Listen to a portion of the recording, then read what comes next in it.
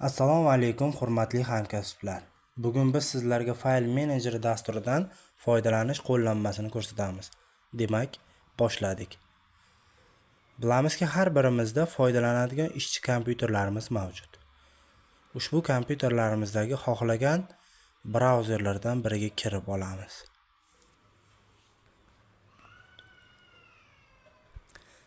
Brauzerda qidiruv bo'limiga 31 254 172 yoki fm.ipk mvd.uz URL manzili yoziladi va kirish, ya'ni enter tugmasi bosiladi.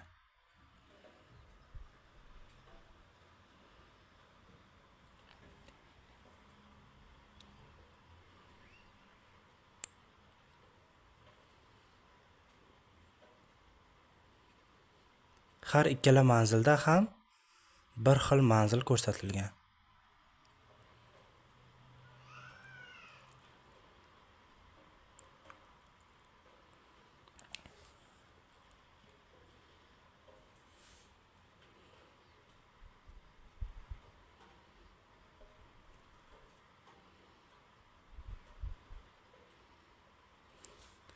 Bunda bizga File Manager dasturining kirish oynasi ochiladi.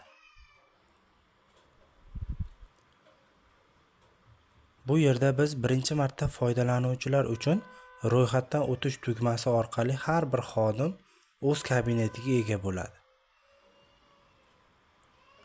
Endi biz shaxsiy kabinet ochish uchun ro'yxatdan o'tish tugmasini bosamiz.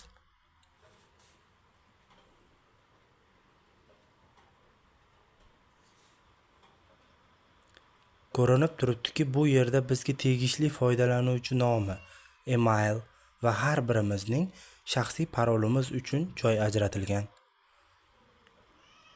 Barchasini ketma-ket to'ldirishni boshlaymiz. Eng birinchi foydalanuvchi nomi. E'tibor berishingizni so'rab qolardim. So'rovlar faqat lotin alifbosida bo'lishi kerak. Aks holda so'rovnoma tasdiqlanishida muammoga duch kelishimiz mumkin.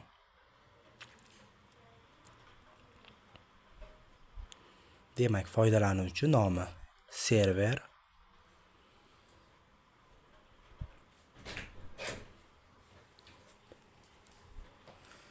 email, ya'ni elektron pochtamiz. Har birimizning telefonimizda joylashgan elektron pochtamizni yozib olamiz.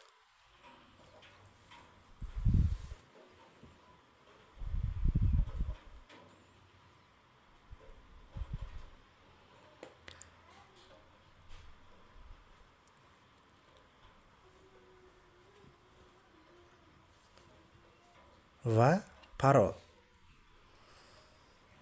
Parolda ham lotin alifbosida bitta bosh harf bilan boshlab va raqamlar ishtirok etishi zarur.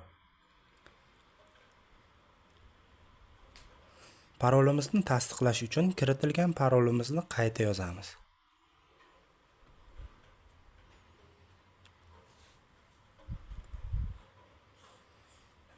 Barcha qatorlar to'ldirilganiga ishonch hosil qilganimizdan so'ng ro'yxatdan o'tish tugmasini bosamiz.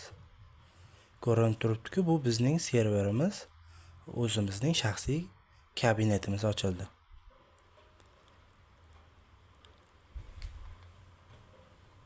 Ushbu oynada biz profil orqali kiritilgan ma'lumotlarimizni ko'rishimiz hamda shaxsiy parollarni almashtirishimiz mumkin.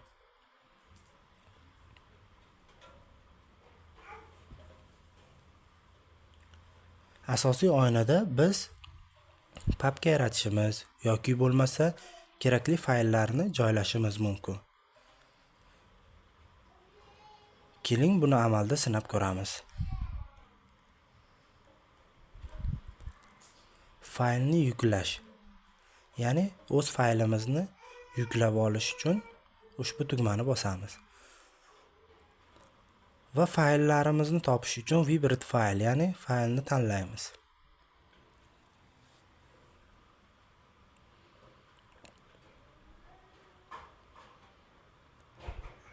Faylni tanlab oldik.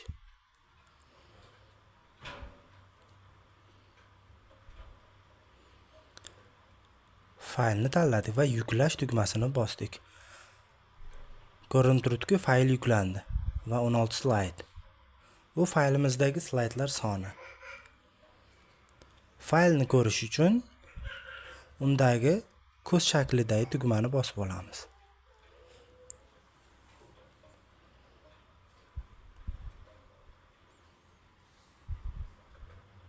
Bu yerda faylimizning asosiy elementlari, uning nomi, hajmi, turlari ko'rsatilgan.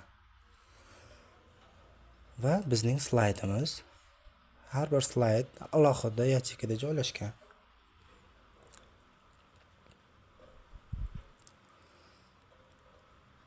Slayd namoyishini qilib olamiz va uning ichki ko'rinishini ko'rib olamiz.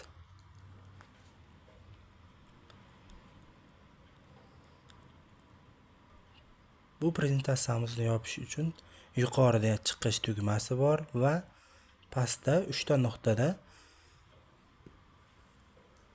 prezentatsiyamizdan chiqishimiz, oldinga, orqaga yoki bo'lmasa prezentatsiyamizni yuklab olishimiz mumkin.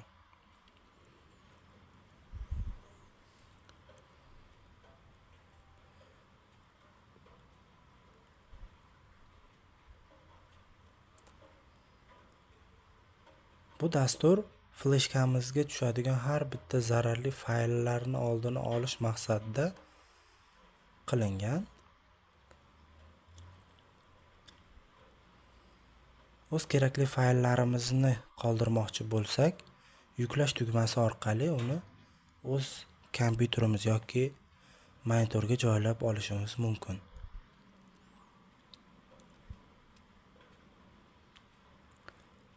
Papka yaratish orqali o'z ma'lumotlarimizni, ya'ni fayllarimizni o'sha papkaning ichida joylashimiz mumkin.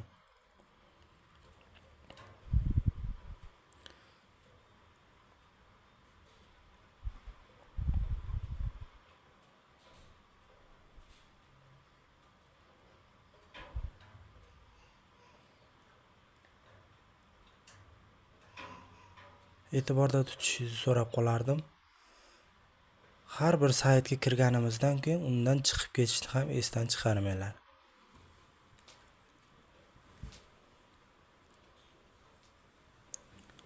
Bu saytimiz hozirda test rejimida ishlamoqda. Yanvar oyidan 2026-yil yanvar oyidan ishlashni boshlaydi to'liq.